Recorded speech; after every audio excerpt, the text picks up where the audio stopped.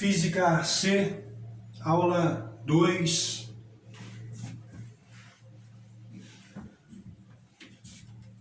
Primeira lei de Ohm.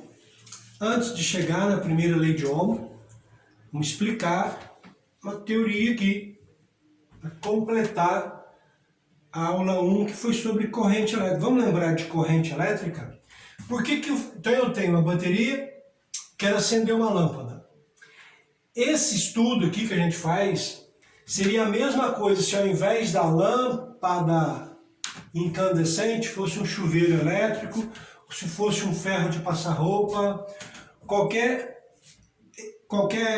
equipamento que precise de calor para funcionar, o funcionamento é o mesmo. Tá? Então por que eu tenho que ter um fio para ligar a bateria até a lâmpada? Ora, porque o fio condutor tem uma característica muito interessante. Desenhar um átomo dele aqui, ó. Um átomo do fio condutor, por exemplo, ele tem 18 prótons e tem 18 elétrons. Esses elétrons aqui sentem uma força de atração pelo núcleo, forças que agem no elétron. Nesse elétrons aqui tem uma força de atração. Quem realiza essa força de atração? Os prótons daqui, os prótons do núcleo. Essa força de atração é de 5 newtons. No exato momento em que eu ligo o fio nesse polo negativo aqui, esses elétrons do polo negativo exercem uma força de repulsão sobre aqueles elétrons lá. Então, sobre os elétrons aparecem duas forças, uma de atração e uma outra de repulsão. A de repulsão é de, sei lá, 200 newtons. Qual força vai prevalecer e o que vai acontecer com o elétron? Ora, a força para mantê-lo preso ao núcleo de atração é de 5 newtons.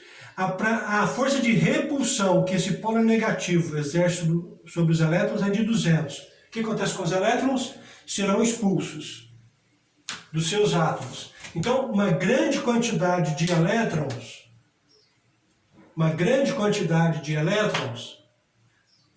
então,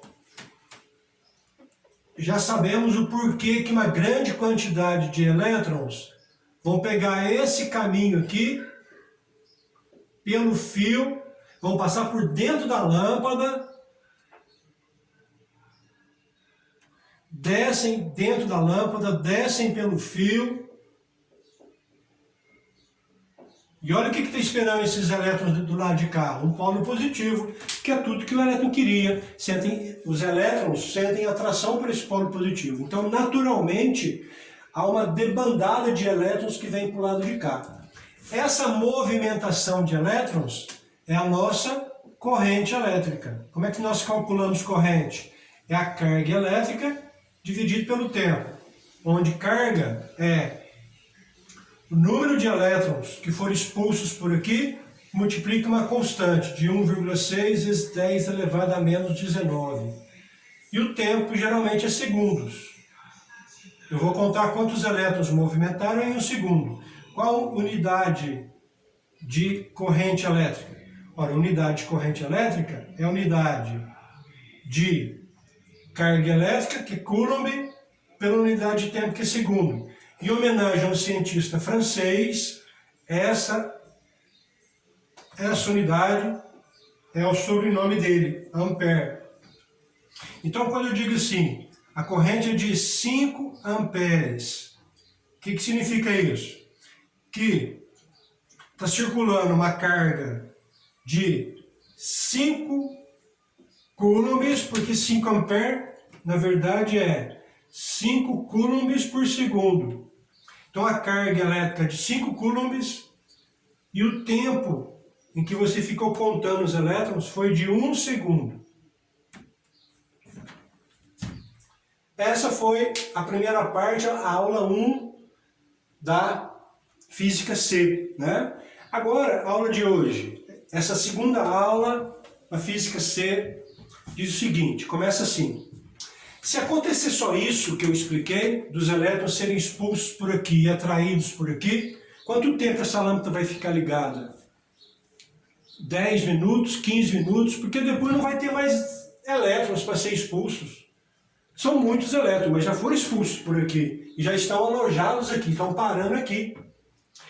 E lâmpada, a gente sabe que funciona durante 2 anos, 1 ano, anos e anos.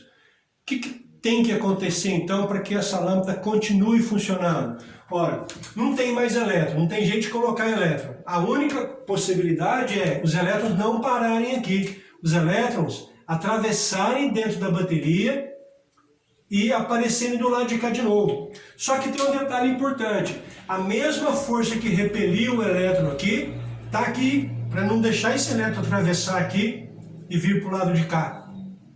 A mesma força que repeliu ele aqui está aqui garantindo que ele não venha para cá.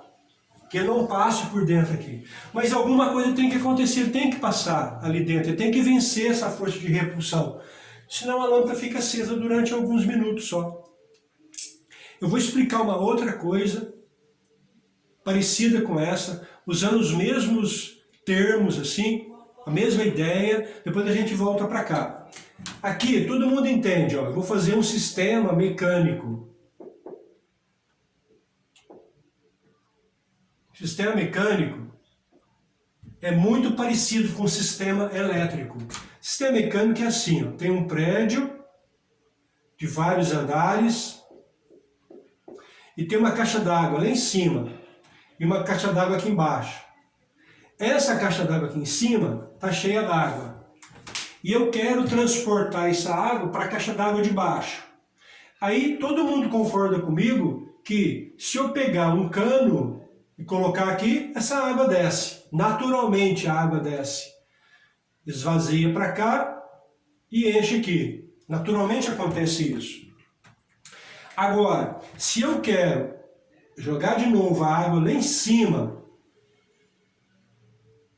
encher a caixa d'água de novo lá em cima com essa água aqui, é só colocar um cano aqui que a água sobe? Of course not. O que eu tenho que fazer? Agora eu tenho que ligar uma bomba aqui, ó, uma bomba mecânica, uma bomba. O que essa bomba faz com a água que a água sobe? A bomba fornece energia mecânica à água. Que tipo de energia mecânica? No início aqui, a bomba pega essa água e joga ela com uma certa velocidade.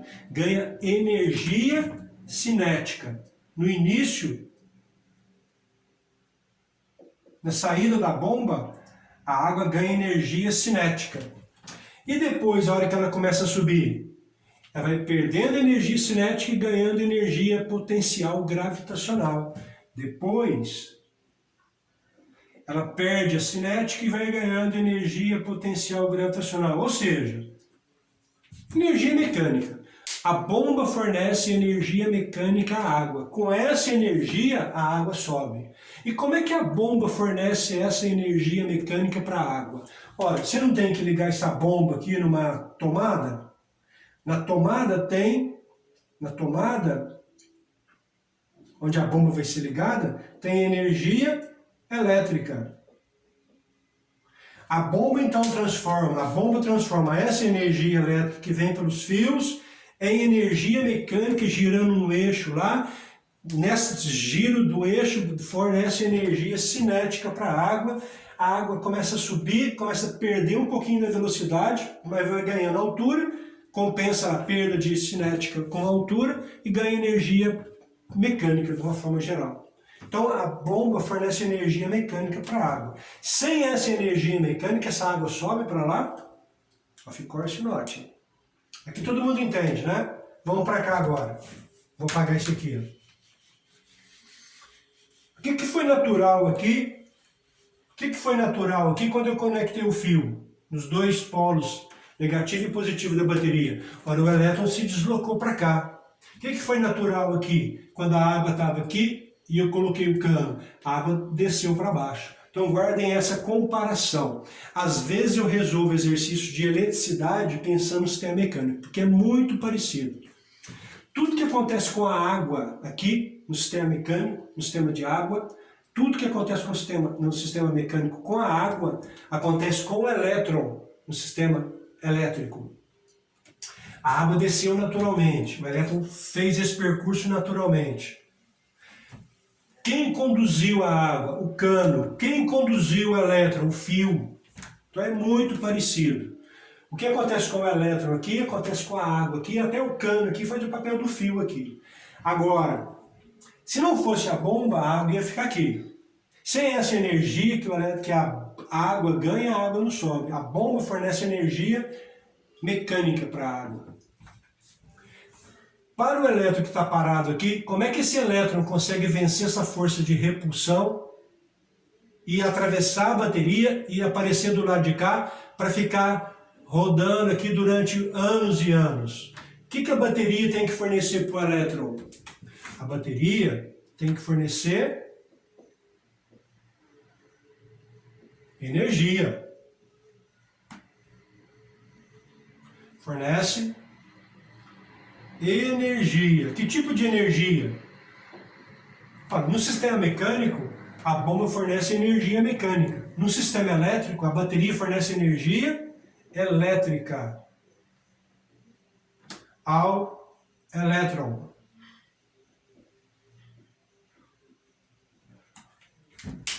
Qual o papel da bateria no sistema elétrico? É o mesmo papel da bomba no sistema mecânico, igualzinho.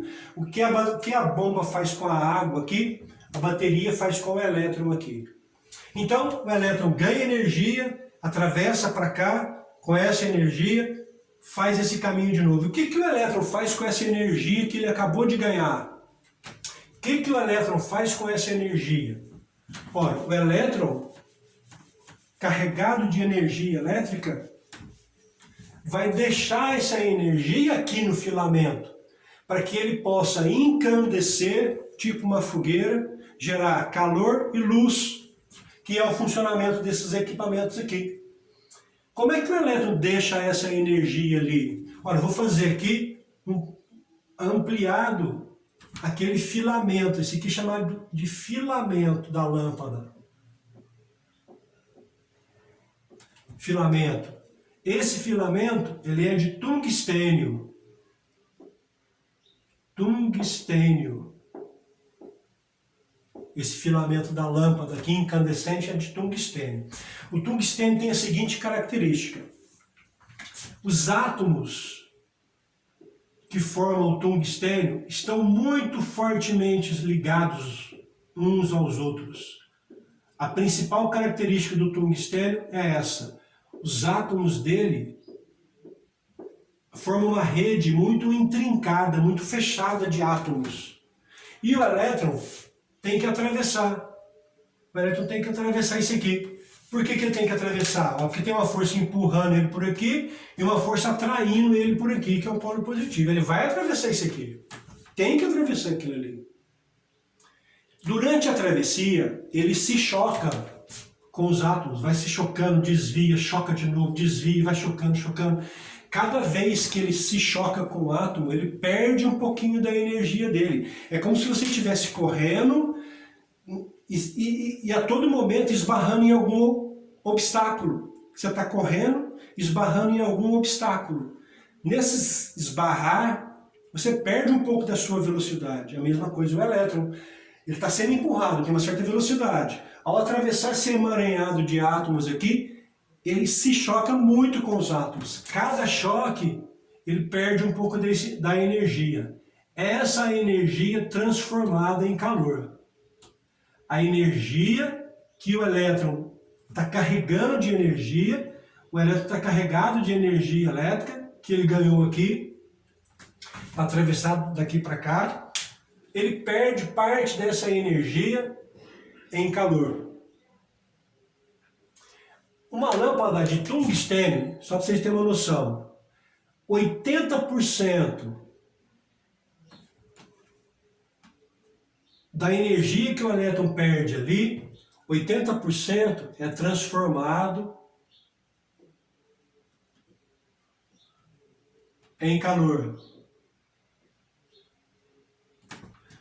20% da energia que o elétron perde ali é transformado em luz.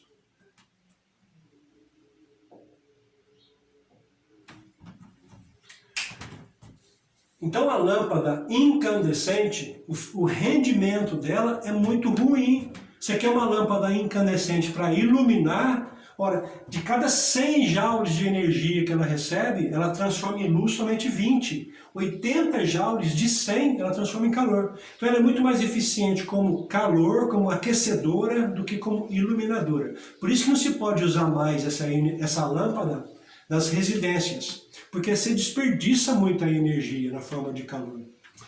Já no chuveiro, é tudo que eu queria, né? Aquecimento. Eu quero que esse chuveiro aqueça e que não ilumine nada. Então, o material do chuveiro vai ter um rendimento melhor ainda, vai transformar mais ainda em calor.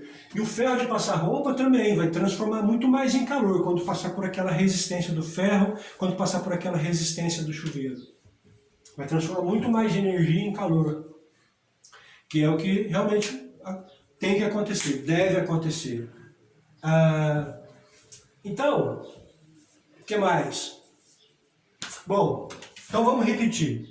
O elétron foi expulso por aqui, polo negativo repeliu os elétrons, ele faz esse caminho aqui, passa dentro da lâmpada, vem para cá, e não fica mais parado aqui, porque nós sabemos que a bateria consegue fornecer energia elétrica para o elétron. Com essa energia elétrica, ele consegue atravessar. Igual a água consegue subir num prédio para encher uma caixa d'água lá em cima. Aí, com essa energia elétrica, ele consegue atravessar para cá e segue para cá. O que ele faz com essa energia elétrica? Ele deixa aqui, na lâmpada, ou na resistência de chuveiro, ou no ferro de passar roupa. Quando ele vem para cá, ele está sem energia de novo. Sem energia, não atravessa. Aí ele consegue, ele ganha energia de novo da bateria, faz o percurso para cá. Enquanto a bateria tiver condições de fornecer energia elétrica para ele, ele vai fazer esse percurso aí durante muito tempo. De onde a bateria tira essa energia elétrica para fornecer para o elétron? A bateria transforma energia química, bateria transforma energia química em energia elétrica. Então tem reações químicas aqui dentro que transforma energia química em energia elétrica. E o elétron se apodera dessa energia para deixar lá naquele equipamento lá. Outra coisa, às vezes o brilho da lâmpada começa a diminuir. Começa a diminuir, vai ficando cada vez mais fraquinho, mais fraca. O que pode estar acontecendo? Ora, se a bateria já não tem mais tantas reações químicas como antes, então não tem mais essa transformação que é tão eficiente igual era antes. Parte dos elétrons já não atravessa mais, porque a bateria já não consegue fornecer energia para todos eles. Então, menos elétrons estão atravessando para cá e carregando energia. Menos elétron deixa energia lá, a lâmpada vai diminuindo o brilho. Vai chegar a um certo ponto que a lâmpada já não tem brilho mais, já não consegue iluminar mais. O que você tem que fazer? Trocar essa bateria. Coloca a bateria nova, com novas reações químicas, nova energia química sendo transformada em energia elétrica e por aí vai. Bem, aqui eu acho que já dá para definir as outras grandezas que nós temos que definir para essa aula de hoje, para falar da primeira lei de Ohm. O que é tensão, que é sinônimo de voltagem, e é sinônimo de diferença de potencial.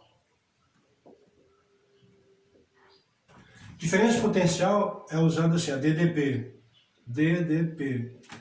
A letra que representa tensão, voltagem, diferença de potencial, a letra U maiúsculo. O que é tensão, voltagem? É a capacidade que a bateria tem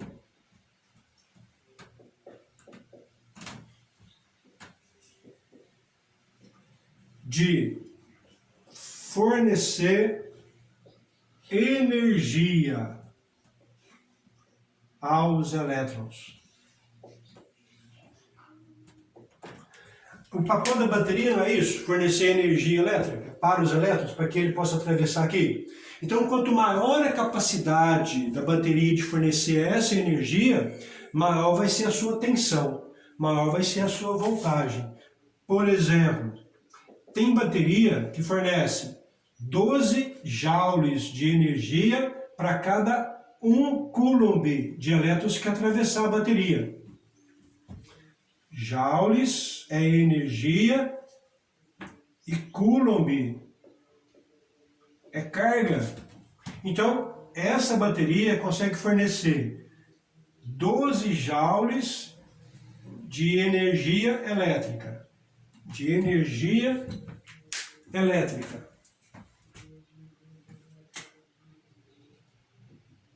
Fornece essa energia para quantos elétrons? Ora, para 1 coulomb de carga elétrica. Como é que eu calculo quantos elétrons estão ganhando esses 12 joules?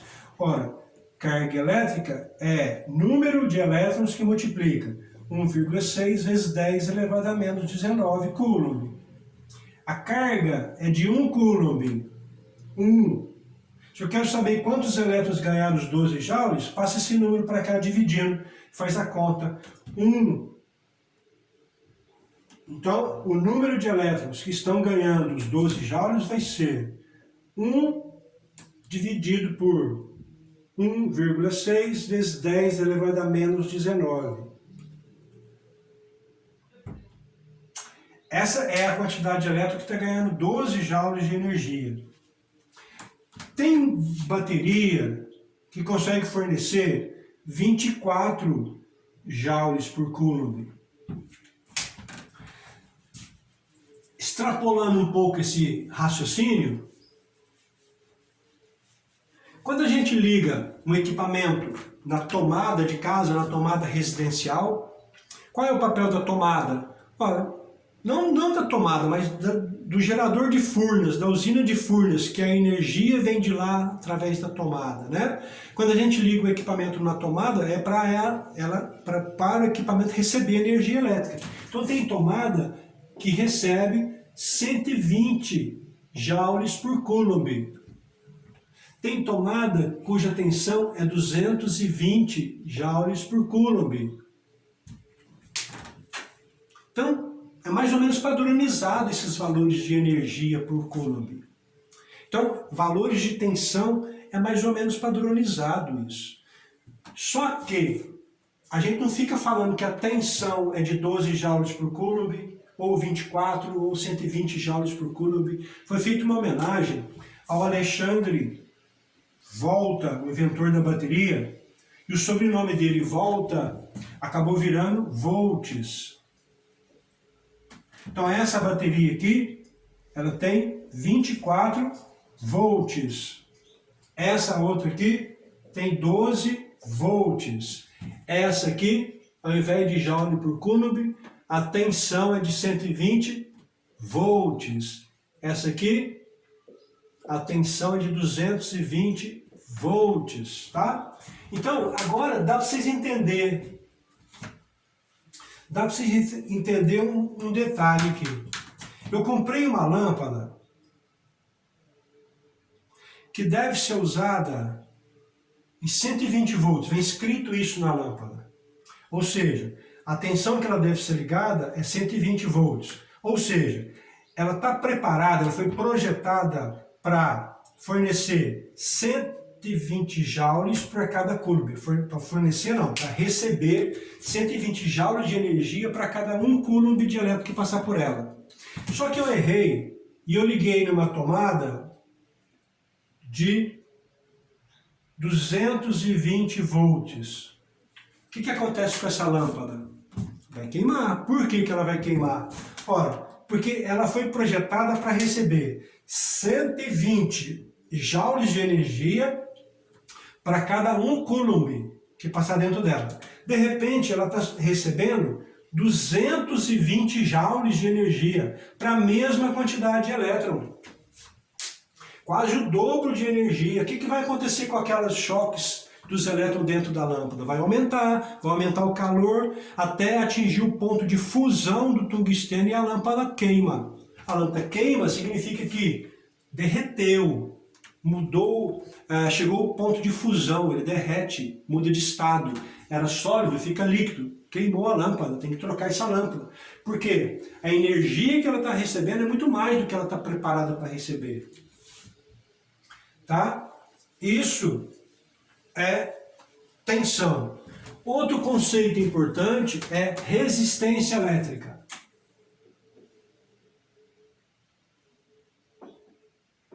Resistência elétrica. Que a gente usa a letra R maiúsculo, às vezes R minúsculo também, para representar resistência. O que é resistência? É a dificuldade que o elétron encontra,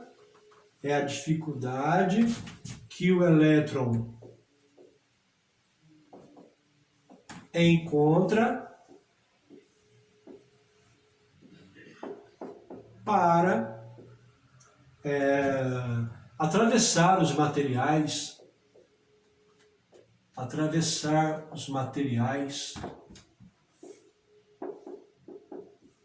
Lembra do tungstênio que eu fiz? O tungstênio, os átomos são muito fechados, então a resistência é alta. Tem outros materiais que os átomos são mais espaçados, então é mais fácil o elétron atravessar esses materiais aqui. Então o elétron tem que atravessar aqui, ó. A resistência do tungstênio é muito grande. O elétron tem que atravessar esse material aqui. Então essa resistência aqui é um pouquinho menor, porque os átomos estão mais espaçados, vai ter menos choques. Qual unidade de resistência? Unidade de resistência é ohm. Ohm é o sobrenome de um alemão. Então, qual é o símbolo de ohm? Ora, a letra grega ômega tem o som dela, ômega, parece com ohm. Então se usa a letra ômega para representar ohm. Então, por exemplo, o tungstênio tem uma resistência de 50 ohm. Essa resistência aqui, cujos átomos estão mais espaçados, é só de 7 ohms, por exemplo. Pode escrever ohm ou usar esse símbolo aqui de ômega. E aí, a primeira lei de Ohm. A primeira lei de Ohm relaciona as três grandezas que nós vimos aqui, a corrente elétrica no comecinho e na aula passada, na aula 1, resistência elétrica e tensão. Relaciona essas três grandezas. É a principal fórmula da eletricidade. A tensão, voltagem, diferença potencial é igual a resistência vezes corrente elétrica. O Ri. Todas as vezes que uma corrente elétrica estiver circulando por uma resistência, tem diferença potencial. Tem tensão. Toda vez que tem tensão numa resistência, circula corrente. Esses três termos estão muito relacionados. O Ri. Vocês vão decorar isso? O Ri. Tensão, resistência, corrente. O Ri. A U é a diferença potencial, a unidade é volts. Resistência é a dificuldade que o elétron tem de atravessar, é ohm a unidade. E corrente elétrica, a unidade é ampere, são os elétrons movimentando. Só mais um detalhezinho.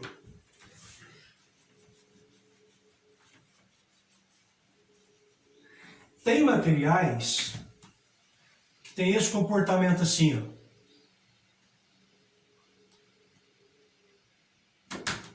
Você coloca 6 volts na lâmpada, circula 2 amperes. Qual o valor da resistência? 2 passa dividindo, 3 ohms. Vou pôr no gráfico aqui, ó. 6 e 2. Quando não tem tensão nenhuma, qual o valor da corrente? Quando a tensão é zero, a corrente é zero. Então começa por aqui, no 0, 0. Quando você dobra a tensão, 12 volts, a corrente também dobra. Qual o valor da resistência? Passa a dividir 3 ohms. Então, colocando no gráfico, dobrou a tensão. A corrente também dobrou. Quando acontecer isso, toda vez que você dobrar a tensão, a corrente dobra. Ou toda vez que você dividir a tensão, a corrente também divide, vai dar um gráfico que é uma reta assim, né? Aí, essa resistência é chamada de resistência ôhmica. Ôhmica. Porque tem certos materiais que acontece assim, ó.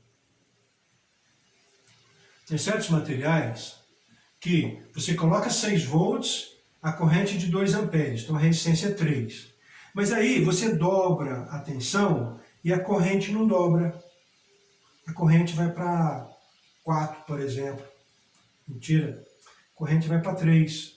Você dobra a tensão, a corrente não dobra. Qual é o valor da resistência? 3 passa a dividir, 4 ohms. Ou seja, não é ôhmico mais. Como é que fica o gráfico dessa resistência não ôhmica? Ora, vai começar no zero, tensão é zero, corrente é zero. Aí, quando você colocou 6 volts, a corrente foi de 2 amperes. Quando você dobrou aqui para 12 volts, a corrente veio para 3. O gráfico pode ser assim, não é uma reta. Ou o gráfico pode ser assim, assim, ó. Tensão por corrente. O gráfico pode ser assim, ó. Toda vez que não tiver essa correspondência de dobrar a tensão, dobrar a corrente, essa resistência aqui é chamada de não ôhmica. Essa resistência aqui é chamada de não ôhmica. Quando é ôhmico, você triplica a tensão, aqui, ó. Quando você triplicar a tensão, triplica a corrente. Dividiu a tensão, divide a corrente, dá sempre uma reta. As não ôhmicas não têm essa correspondência, dobrar. Uma coisa, um detalhe aqui só é o seguinte, que toda vez que passar a corrente por uma resistência, toda vez que os elétrons estiver passando por aqui, não vai aquecer? E toda vez que aquece, a vibração dos átomos muda, aumenta a vibração, então vai ficando cada vez mais difícil atravessar elétron, porque os átomos começam a vibrar muito. Então, para você saber se é ôhmico ou não ôhmico, você tem que manter a mesma temperatura. Mesmo passando os elétrons, você tem que manter a mesma temperatura, para não prejudicar a experiência. Que à medida que os elétrons vão passando, os átomos vibram mais porque aquece. Você não pode deixar vibrar mais. Você tira esse calor, mantém a temperatura constante, para verificar se dobrou tensão, dobrou corrente ou não, para saber se é ôhmico ou não ôhmico. Então tem que manter a temperatura constante.